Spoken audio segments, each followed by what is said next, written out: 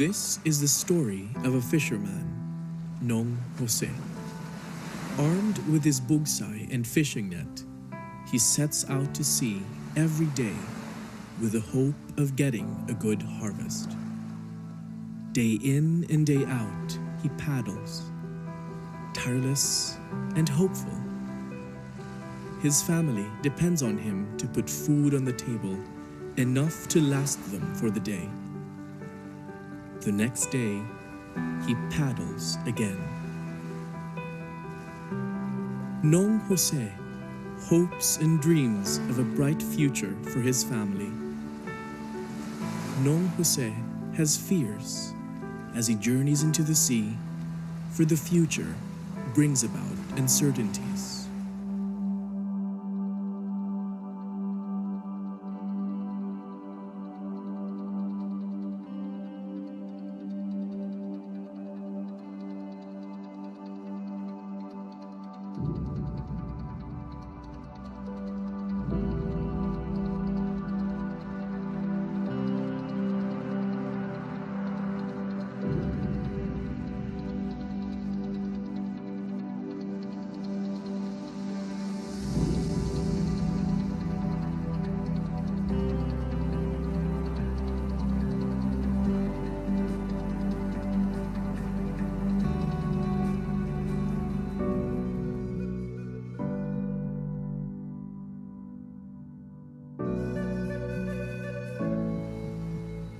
So goes Nong Jose, tirelessly paddling to achieve his dreams and realize his hopes for himself and his family. As the bugsai meets the waves, he thrusts himself fearlessly forward. In his journey through life, he knows he is not alone. Kindness exists in this world.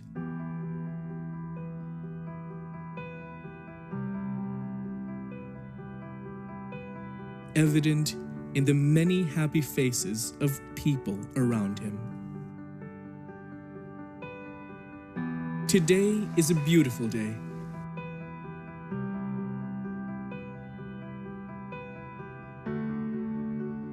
Tomorrow, even better. The future looks bright.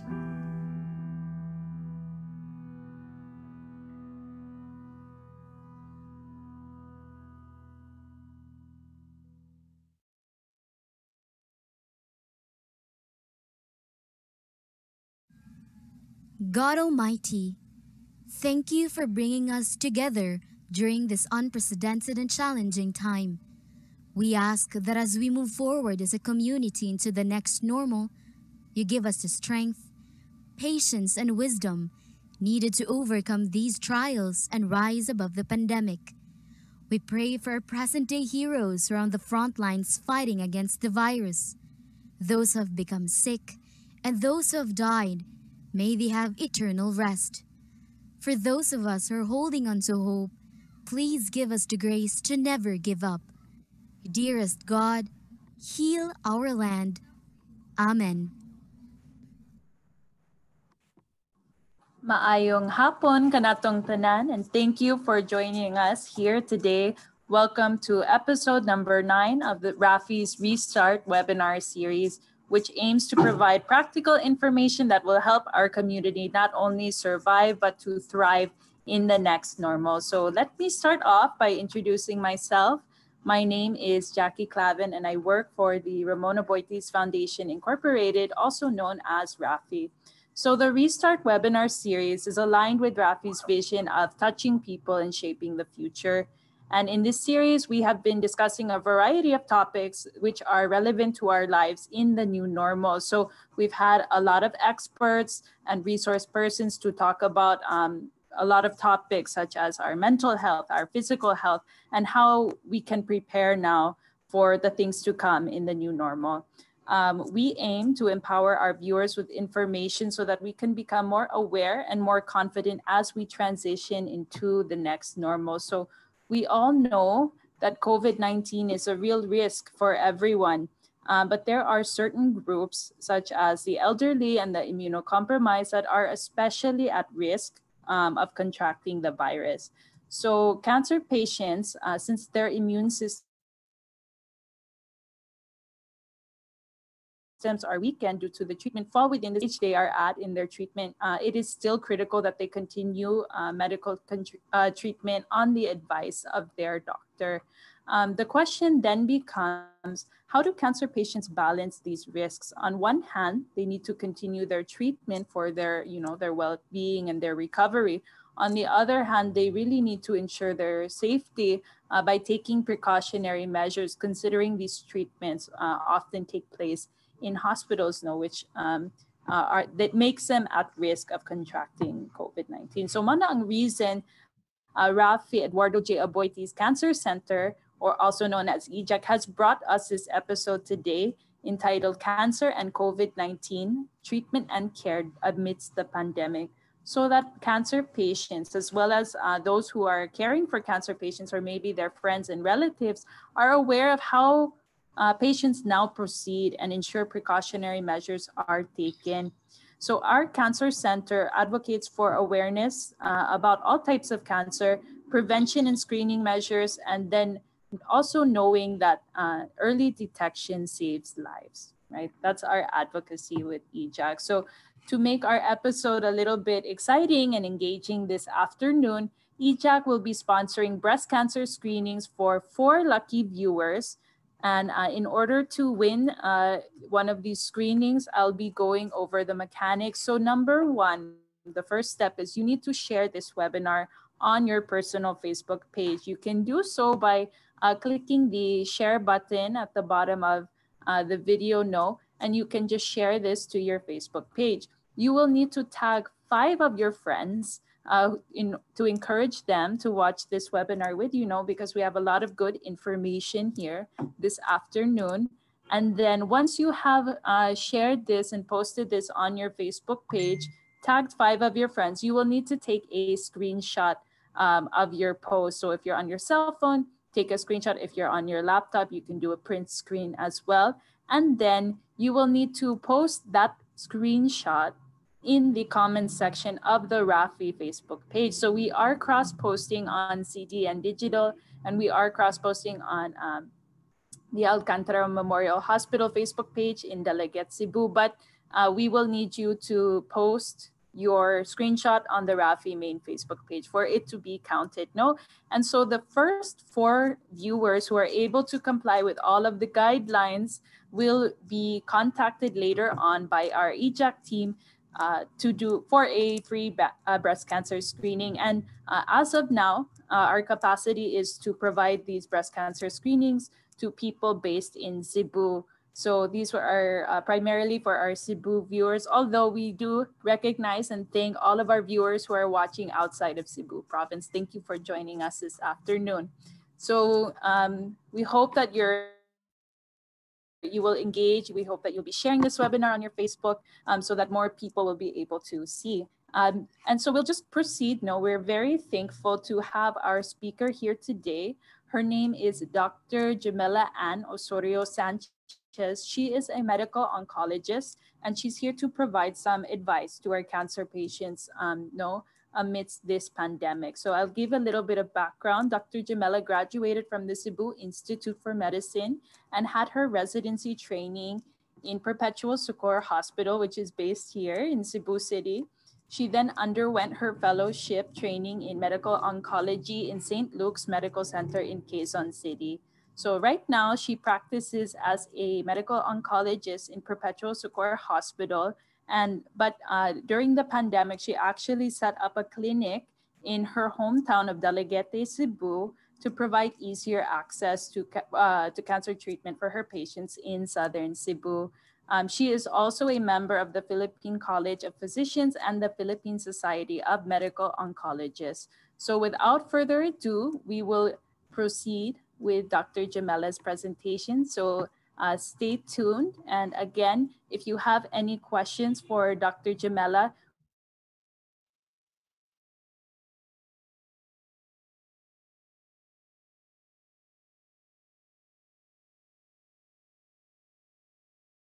we have a having a question and answer session after her presentation, and I'm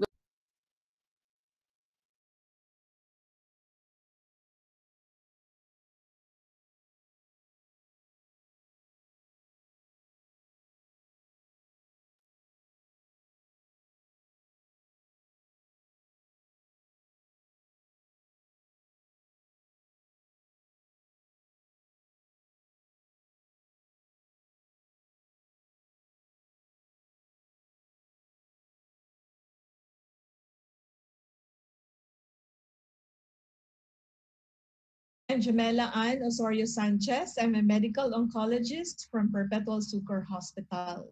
And thank you for the opportunity to present to you, on behalf of the Philippine Society of Medical Oncology, the treatment guidelines of cancer patients during the COVID-19 pandemic in the Philippines. Next slide. Next slide, please. The coronavirus disease is caused by a novel strain of coronavirus, or SARS-CoV-2, that was first reported in Wuhan, China in December 2019. Now, on January 30, 2020, DOH reported the first case of COVID in our country. Following a period of relative calm, on March 7, 2020, the first local transmission of COVID was confirmed. On March 16, same year, Philippine President Rodrigo Duterte placed the entire Luzon under a state of enhanced community quarantine, or ECQ. Under the ECQ, travel has been restricted for most people, except for those working in the front lines, like the medical personnel, those working with security, and persons delivering essential goods and services. All establishments were closed except for those rendering important services, such as banks and establishments that sell food and medicines, but with limited hours of service. So this ECQ has been further expanded, unfortunately, to the different regions in the Visayas of Mindanao. Next slide, please.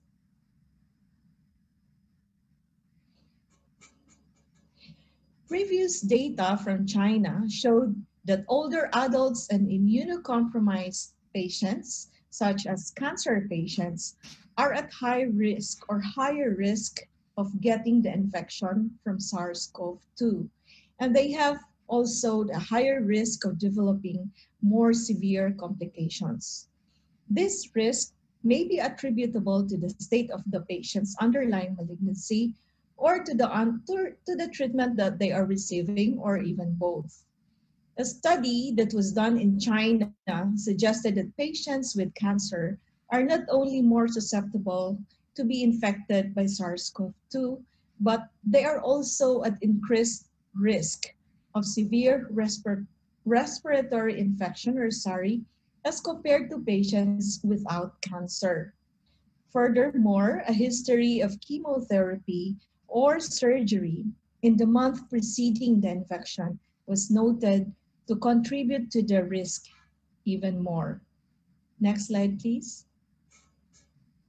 Since the declaration of COVID as a pandemic by the WHO on March 11 of this year, various oncologic organizations such as ASCO and even ESMO have issued several guidelines and recommendations to clinicians on the care of cancer patients during this pandemic. Such guidelines advise clinicians to postpone routine follow-up visits of patients who are not on active cancer treatment. They also advocated telemedicine in place of clinic visits to limit face-to-face contact and decreasing the risk of possible viral transmission. Next slide, please. Likewise, the Philippine Society of Medical Oncology crafted these guidelines, which I will present to you today, to provide a guide for oncologists and patients in addressing concerns in the management of adult cancer patients in the Philippines. These recommendations are divided into prioritization of cancer care, ensuring a safe work environment, and organizing the transition of cancer care and maintaining cohesion in the time of isolation. Next slide, please. So oncologists are advised to prioritize cancer patients to be seen in the clinic or cancer center based on the patient's current underlying cancer status and their risk for COVID-19 infection. Several factors are to be considered, such as the patient's cancer stage, tumor grade, tumor characteristics, and tumor burden. Based on individual patient assessment, the decision of the attending oncologist on the need for immediate oncologic intervention classifies patients into those with urgent and non-urgent conditions. Next slide, please. Example of cancer patients with urgent conditions are those with early or locally advanced cancer who have not completed their treatment and are eligible for surgery, adjuvant chemotherapy, radiation therapy, hormonal, and biologic therapy. Mao ni silang mga pasyenteha nga naay early stage breast cancer, pananglitan, or colon cancer nga nagkinahanglan o sakto nga pagtambal sa sakto nga panahon as much as possible dili ma-delay aron dili ma-compromise ang ilahang survival. The other group of patients who are considered to have an urgent condition that needs intervention are those with large tumor burden who are currently symptomatic. Sama sa mga pasyente nga naay lymphoma, kining klasiha nga sakit, mauni sila nga even in advanced cases, if you treat them properly and promptly and give them the optimal treatment, we have a chance of saving their lives and prolonging the survival. So it would really matter a lot kung matambalan sila dayon. And the other group of patients are those with oncologic emergencies. Sama sa mga pasyente nga na-paralyze because of spinal cord compression. Ang mga pasyente nga naay metastatic bone disease nga maapektuhan ang ilahang spinal cord, pwede na silang ma-paralyze forever kung dili ma-radiate dayon. So kung ma-delay ang ang pagtambal sa pasyente, it would mean that the patient will be paralyzed for the rest of her life. Pero kung matambalan siya dayon, pwede pa natong ma-reverse, pwede pang napay chance na makalakaw o balik ang pasyente. But these patients may warrant visits to the clinic and might need oncologic interventions because delaying treatment would decrease their survival. But taking into consideration that the decision to advise the patient to come to the hospital should be balanced with the risk of the patient contracting the COVID-19 infection. Next slide, please. On the other hand, there are patients with stable disease, those who are asymptomatic and have already completed their cancer treatment. Katong nag-follow up na lang, katong nahuman na sa ilahang adjuvant treatment many years ago, and who are on regular surveillance clinic follow-up, katong ato sa clinic for check-up every 3 months, every 6 months, every year. So mauni silang klasiha sa mga pasyente na gitawag na naay urgent, stable, non-urgent, stable condition. So this may warrant a less aggressive approach and less clinic visits, or clinic visits may be delayed at this time. Next slide, please. The management of cases should also be individualized with consideration to the tumor biology in terms of growth characteristics, benefit of treatment, institutional resources like the availability of treatment options in the facility, and logical concerns and regional differences. We have to look into the infection rate of COVID per locality or per region and the risks of infection. The option to treat or delay treatment is best discussed with the patient within the context of multidisciplinary care. Shared decision-making where the advantages of proceeding with treatment are weighed against the risks of delaying it and constraints imposed with the prevalence of the COVID-19 infection in the area. Finally, the decision should be made after a thorough discussion with the patient and informed consent. Oncologists may consider switching maintenance intravenous chemotherapy to oral regimens if such options are available. Likewise, switching to treatment schedules may require fewer clinic visits, like extending to every 2 to 3 weeks instead of the weekly infusion, if it can be considered, if possible. And this is suggested primarily to safeguard the patient's health by limiting their exposure to the clinic or to the hospital, and to minimize the number of patients in the chemotherapy as well. So receiving the infusion in order to better comply with the physical distancing recommendations.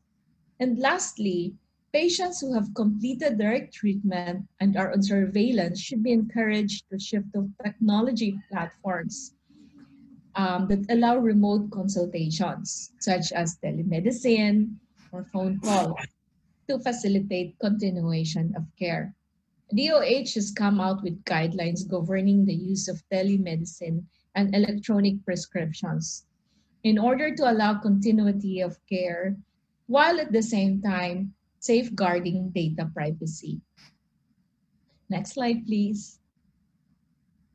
Now, patients with urgent care or non-curative treatment may be considered for a treatment break or drug holiday, or we can switch to oral regimen as mentioned, or extend the treatment interval from every week to every 3 weeks infusion or every 3 week cycle. Now, those on surveillance, they can do consult via telemedicine by phone call or by email or by messenger or Viber. And the use of e-prescriptions is also recommended. To ensure safety of the patient and a safe workplace for the healthcare worker. Next slide, please. Next slide, please. Next slide, please. Thank you. All patients, we aim to provide health education to inform all cancer patients that they are susceptible to be infected with COVID-19 virus and they are at increased risk of getting SARI. We recommend the patients to avoid crowded places at all times and to wear PPEs when needed if they have to go to the hospital for treatment.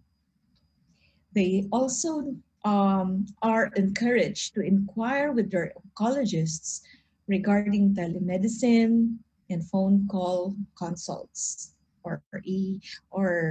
and the use of e-prescription as mentioned.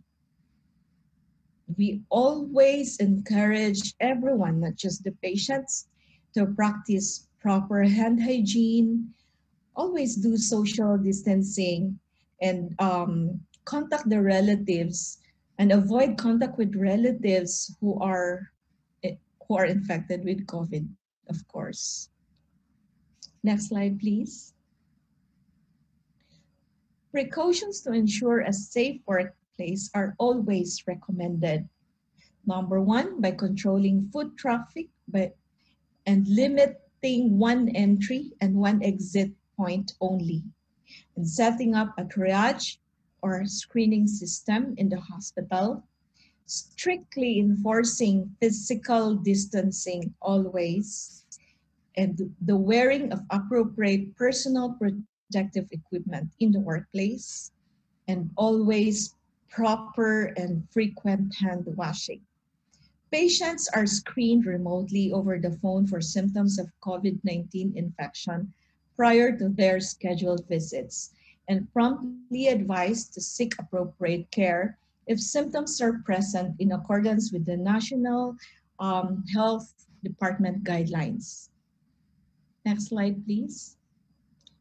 This one. Patients coming into the treatment area must be screened before they enter by properly trained personnel for fever or any respiratory symptoms as suggested by DOH COVID-19 guidelines, and triage into a separate area for further assessment if needed. Modifications to the physical plant and management of clinic facilities will also be necessary in order to control the flow of foot traffic. And this includes, of course, limiting the entry and exit to designated points. Next slide, please. So this is the triage or the screening area manned by personnel with appropriate PPEs. And it should be in place in all cancer institutions to ensure the safety, not just for the patients, but for the healthcare worker as well. Patients who are suspected of having signs or symptoms of COVID need to be properly isolated from the rest of the patients, of course, and quarantined and referred to the appropriate specialists for proper management. Next slide, please. So these are the areas, the dining, the waiting areas. These are the areas where people naturally congregate and then and gather together. So this needs to be actively monitored by the clinic staff in order to strictly enforce physical social distancing measures. Next slide, please. So this is our ambulatory infusion unit. Strict and social distancing is enforced here. So we have limited the number of patients who receive treatment in a day to 1/2 actually from the pre-COVID areas at times. So next slide, please. So we also limit the number of companions each patient can bring into the treatment facilities, which is another important intervention to reduce the risk of COVID in the oncology clinic. Next slide, please. And of course, clinic staff must be provided with appropriate PPEs. Next slide, please. So these are staff preparing our medicines. And next slide, please. Wearing of appropriate PPEs, of course, always. Next slide, please. We have to implement vigorous infection and environmental control measures at all times. Next slide, please.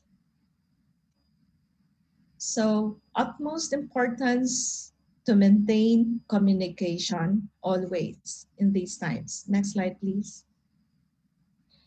Next slide, please. Communication between the attending oncologist and the patient should always be maintained, even during these times.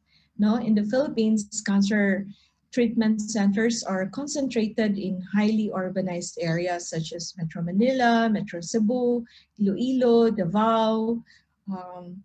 Because of the archipelagic structure of the country, during the ECQ, it has made access to cancer care more difficult for patients due to the unavailability of public transportation, the limitation of drug availability to the provinces, and majority of the outpatient clinics are closed.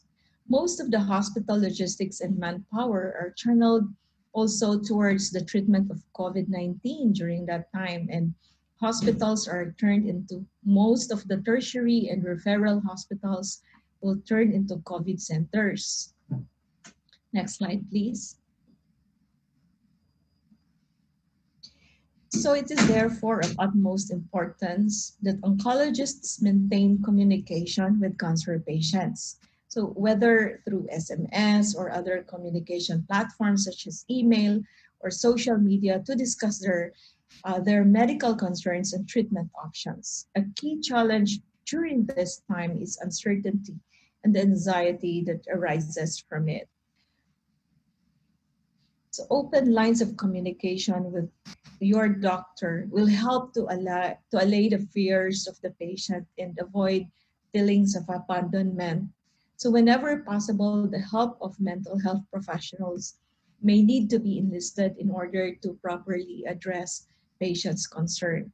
Some tertiary centers with high volume cancer patients have been designated as COVID-19 referral centers by the national government. So this new mandate requires these hospitals to temporarily cease or significantly limit their services that are not essential to the management of COVID-19 patients. So as a result, a large population of cancer patients are left without a place from which to receive care. So during this time, oncologists working at these COVID-19 referral centers will need to refer their patients to other centers that are capable of continuing the patient's cancer treatment if needed.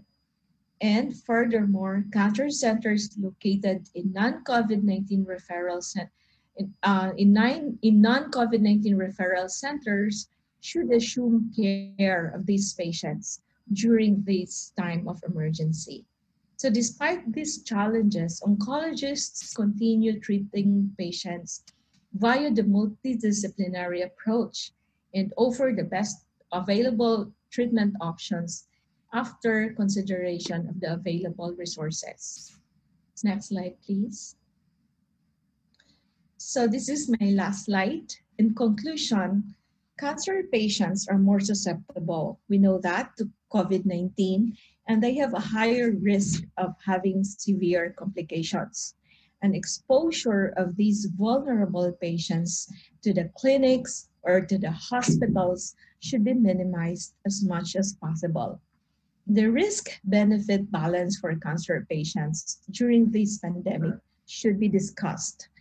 Prioritizing patients with urgent or curative intent treatment and with high tumor burden should be practiced. Final decision should also depend on the patients and their attending oncologists after an informed consent. In these challenging times, the safety of the patients, their families, and of course the healthcare workers are of utmost importance. Next slide. Next slide, please. I think that's about all. Thank you for listening. Together we can defeat COVID. Keep safe, everyone.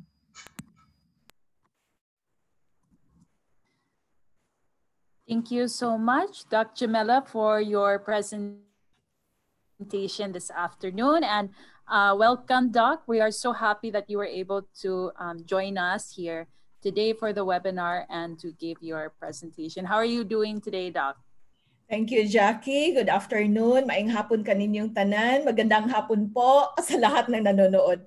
I saw the there are people who are watching the webinar from Luzon. Thank you very much.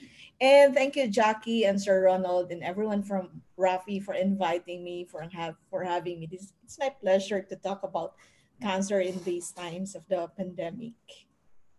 Yes, and I think it's so important, Doc, because as you mentioned in your presentation, no, there's really a balance, no, because cancer patients are a vulnerable group. No, they may be immunocompromised because they have a pre-existing condition, but they still need to continue their treatment, no, and these treatments are often in hospitals, which have been notoriously known for being areas where the risk of contracting COVID might be high. So it's now trying to find the balance, between seeking treatment and also making sure that they're able to stay safe, right? So I have one question here, Doc, for you. So because during the pandemic, everyone is advised as much as possible to stay at home.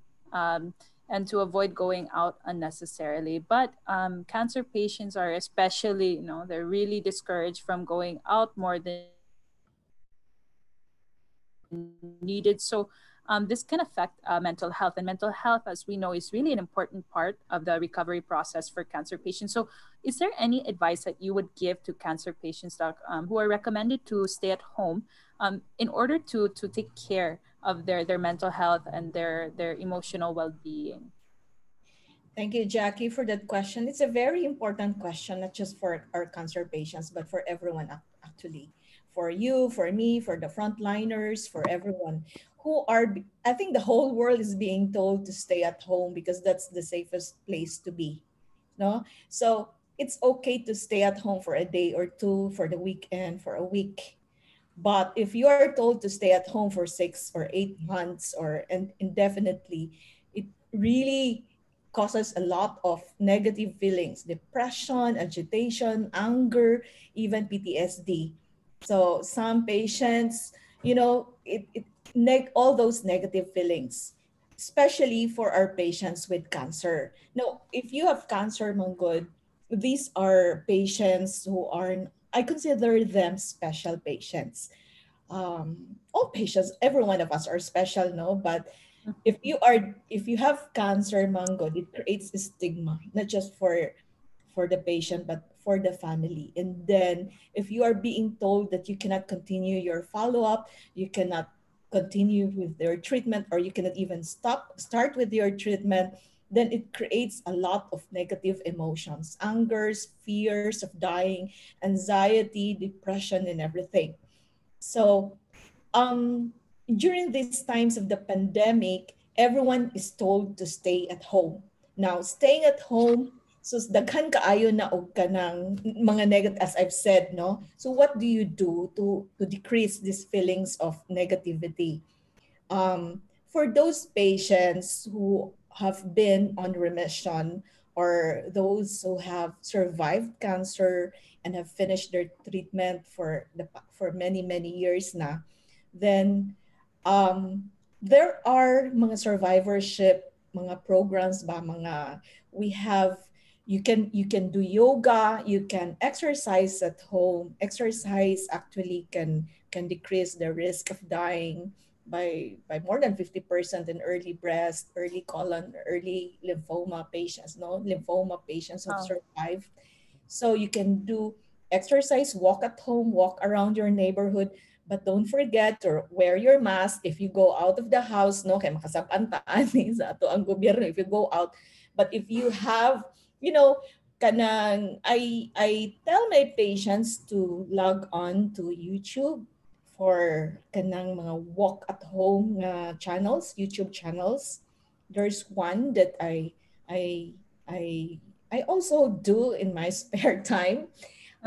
Leslie Sanson. I'm sorry. Am I supposed to say this? But it's a very That's okay. it's a very good channel for kanang walk at home bitaw. So if you do manggod a little bit of exercise, then it mura mawala bitaw imong depression. And then so that's one way of kanang improving your mental health. You can do yoga or pilates for those patients who do not have mga bone metastases, katong mga well nga patients. And then you can join support groups. Support groups now, daghan man na ang support groups nato, di ba? They have online was that Zumba lessons, and then you also still get to connect with your friends. Right. So there's that social element. Social element. So even without the physical, face to face, what's this? Kanang face to face interaction with your friends and your family, you can still connect with them. So that's one way. That's one way. And you know what? This pandemic has, the good thing about one good thing that happened in this pandemic, I for myself, I discovered that I have a lot of talents. Like I can bake. I discovered my love for plants. So anybody can do that if you love. You're a plantita, Doc. I'm not a plantita, but not yet. I'm starting to love my plants, that kind of thing. So anybody can discover your inner love for whatever you want to do. You can di ba? You Yeah, can bake, you can write novels, you can read, or you can clean your house in anak bitaw. So you can right. develop a lot of hobbies that can help. That can help Yes. really. Yeah, because I think we all have a lot more time now to really More time. pursue Yes. those More time. projects, those Yes. passions, Uh, right? So yeah, I think that's also a good way to kind of release stress or to channel your energy into something productive, Doc. So yeah. thank you for that answer. I have another question here. Are cancer patients who are already in the remission stage, are they still at high risk if they go out of the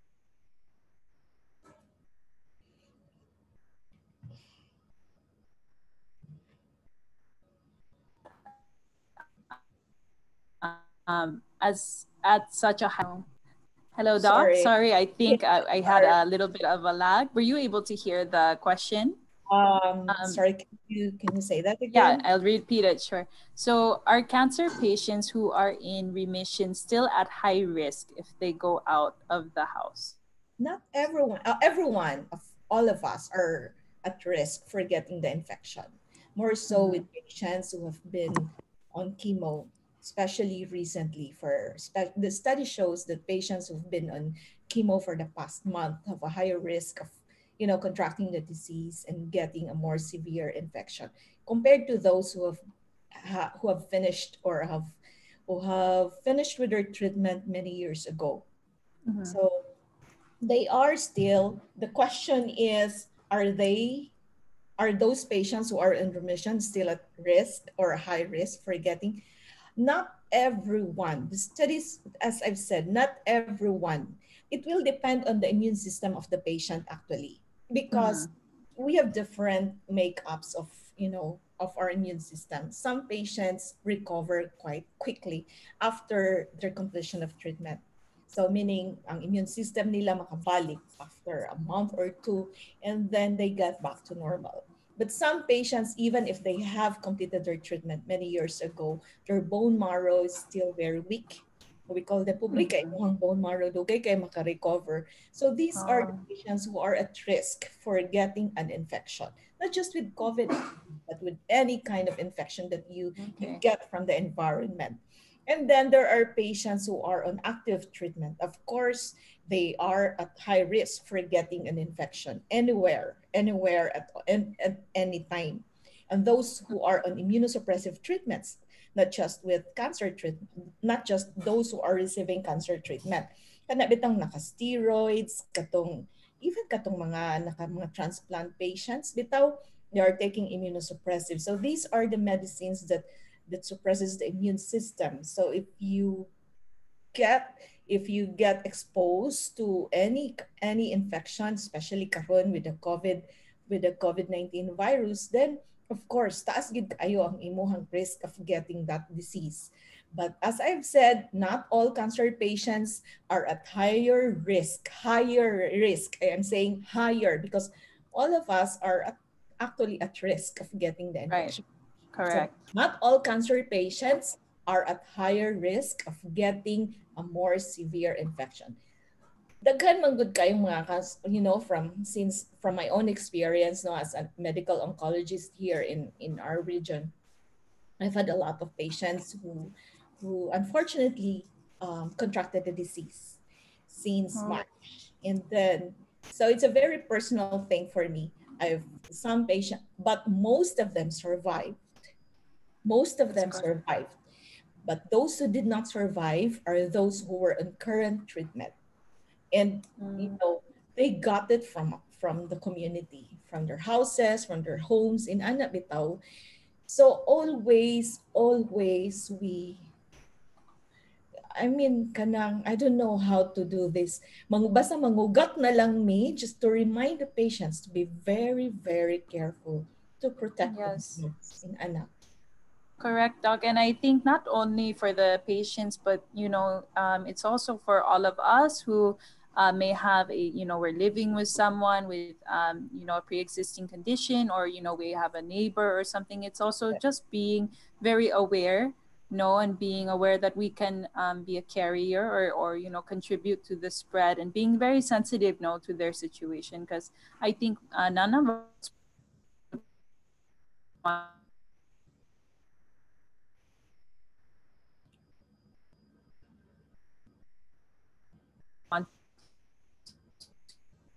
to be responsible.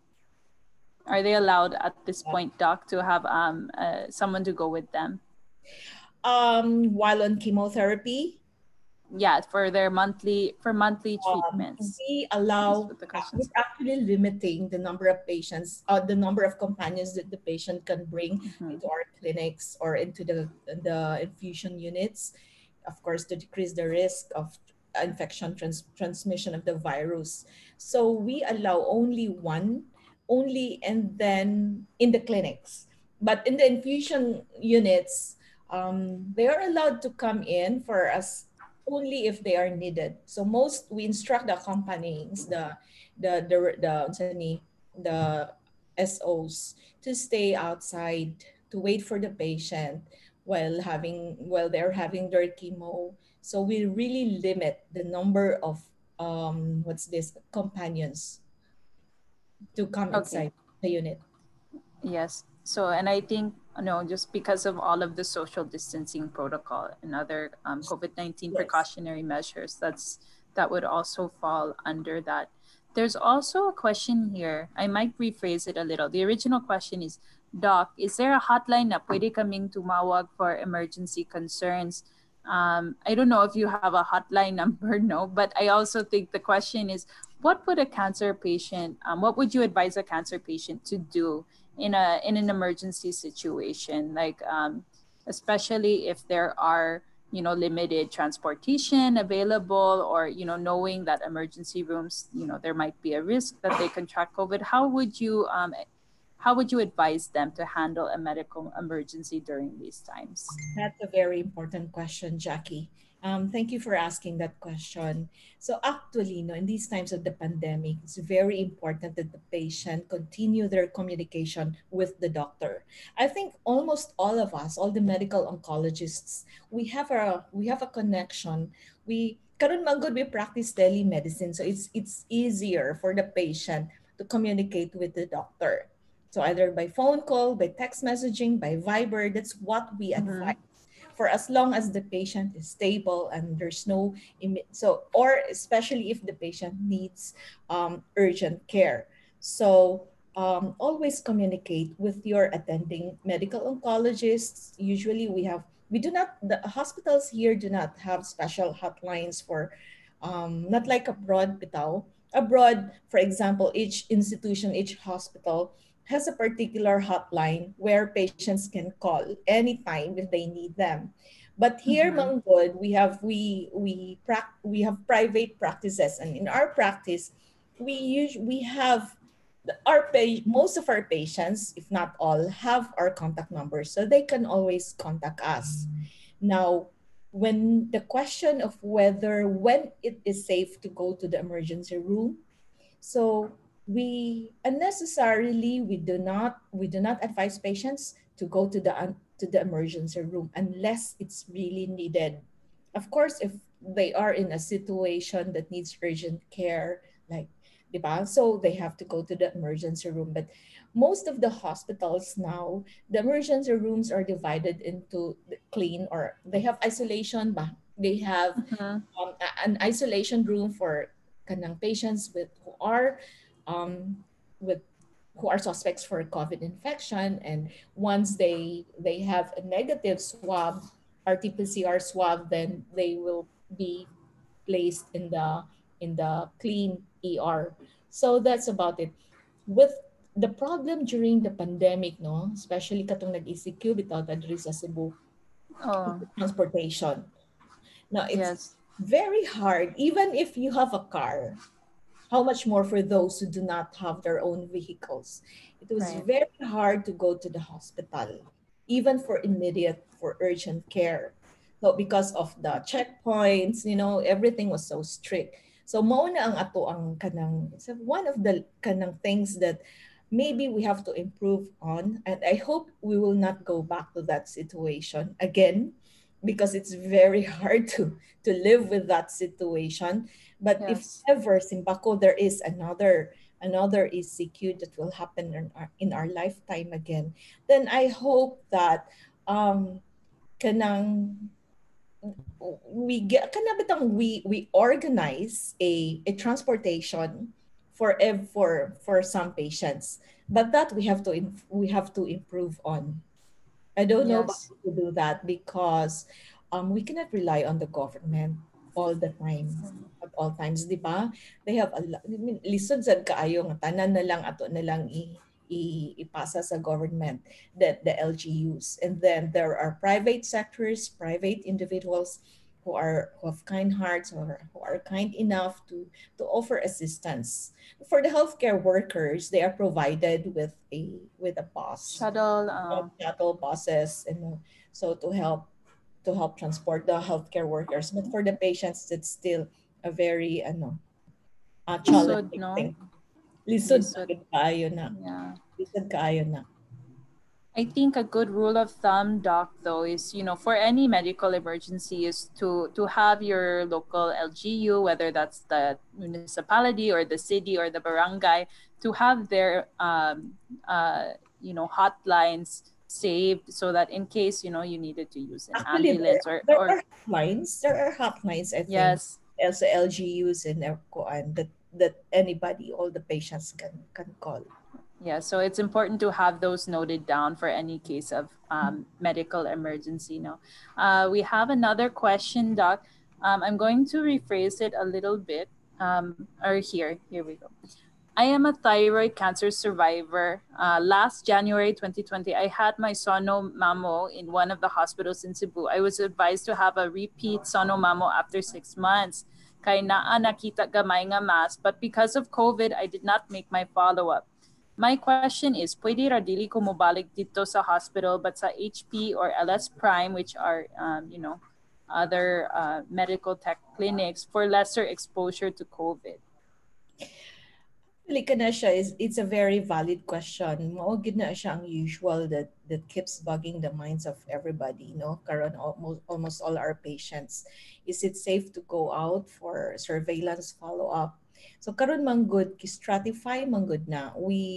There are guidelines, no? Just like what I have mentioned earlier in the lecture, stratify na ang risk benefit, whether when it is safe to go out for a follow-up, and who are these patients who are at risk for a follow-up, or if you really need to go out. Now, for your question, ma'am, ang ug naay nakit-an sa imuhang sonomammogram, at least during these times, the numbers are low in Cebu. If you live in Cebu, I think it is safe for you to go out. But always remember to wear protective clothing. So in the community, or in your case, you have to properly wear your mask, and at least a face and your face shield, no? And then practice physical distancing. Then do not be afraid to go to the hospital or any laboratory karon nga facilities, but ask them how often do they disinfect their facilities. It's your right to ask, di ba? So, Yes. because kinahanglan tang mag-disinfect here in our clinics, in our infusion units, or in our laboratories, in the emergency rooms, dapat health protocols should always be in place and practiced. So, disinfection is always mandatory. And then they have you kanang karon man good, everything has to be um by appointment, kanang by Yes. appointment, to lessen, to promote social distancing and physical distancing. If you don't do appointment, then you get a lot of people coming in, so dili na nimo ma-control. So you go to hospitals or institutions or laboratories na nag-practice ani. Do not go to kanang mga laboratories nga daghan kaayong tao, because you will just kana expose yourself to unnecessary kanang possible viral transmission. And then if there ug naay nakita sa imuhang sonomammogram, I think it's about time that you do a follow-up karong panahon na while the numbers are still low. Yes, that's I think that would lead me to my next question, Doc. In EJAC, we really advocate that people do cancer screenings, whether that's for breast cancer, cervical cancer, in order to detect cancer in its early stages if it is there. But I think, as you know, this shows there are a lot of hesitations to go into clinics, go into the hospital, go into even these places like HP or. But what would you advise, Doc? What is more risky, foregoing cancer screenings right now, or with the risk of COVID, what would you advise people to do? Karong panahon na manggod ang kanong panahon na if it is not needed, it, it is not advised. Um, but cancer screening is still very important. Now, instead of going to this to the clinics or to the hospitals and getting more infection unnecessarily, I would advise kind of, for example, for breast, no, you can do breast self-exam. Mhm. There are a lot of webinars or lectures who teach patients or the population how to do breast self-exam. Or you look at your risk of getting cancer. If you have a high risk of hereditary breast cancer or naakay na palpate ng breast mass, then it's about time that you should go now that the numbers are low.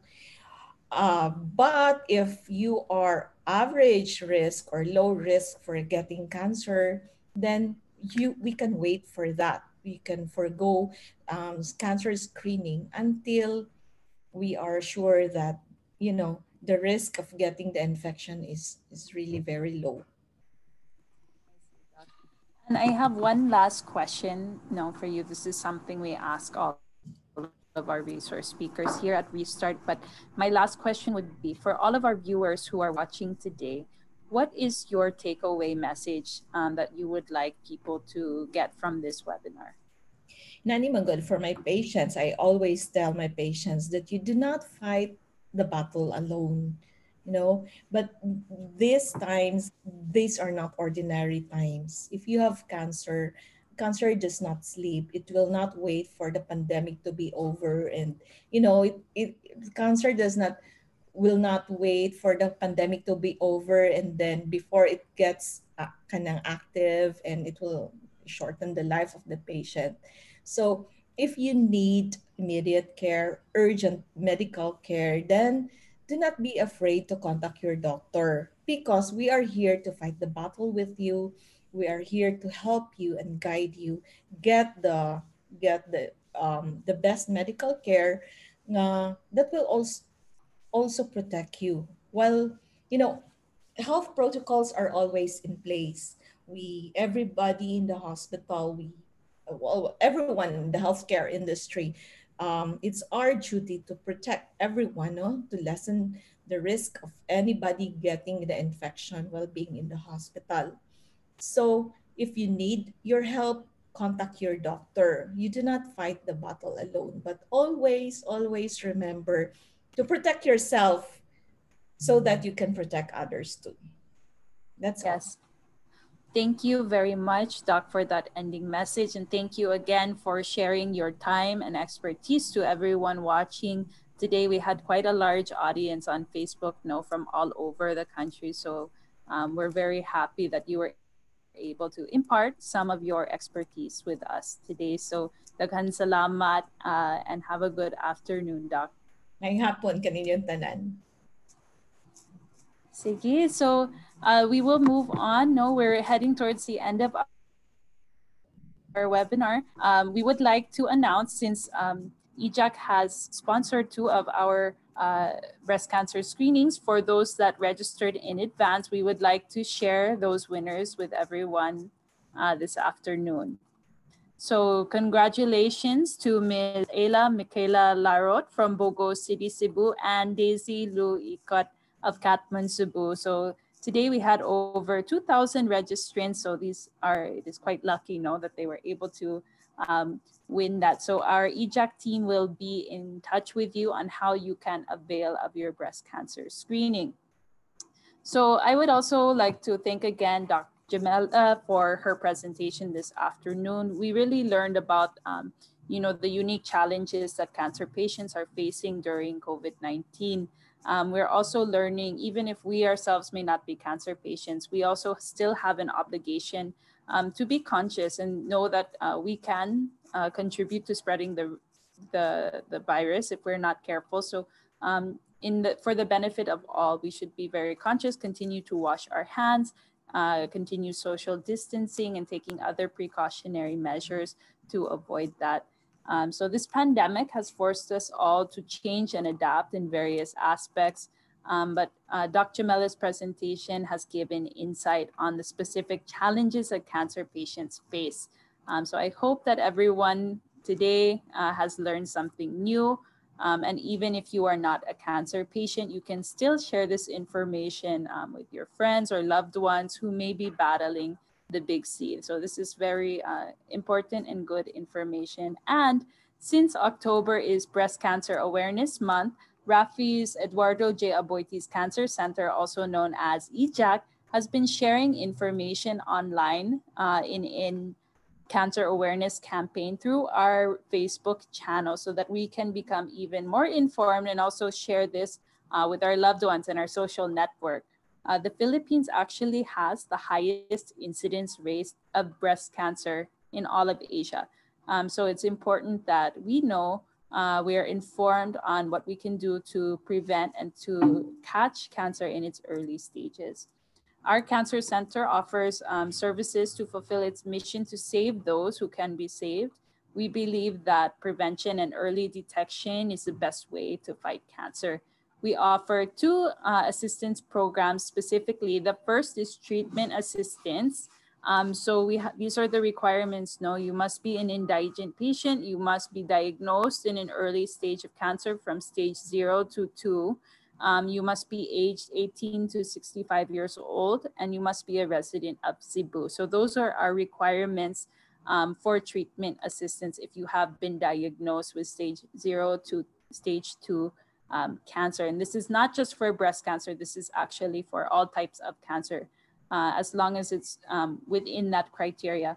The second type of assistance that we offer is for screening and diagnostic tests. So the requirements for this are a letter or a lab request rather from the doctor, a certificate of indigency, as well as a passport photo of 2x2. So for screening, you do not have to be a cancer patient, no, but you have to have certain risk factors like family history or you're over the age of 40, you can still apply. You can still try to go for this kind of assistance, no, because our advocacy is really early detection, because when cancer is caught in its early stages, it is more easily treated.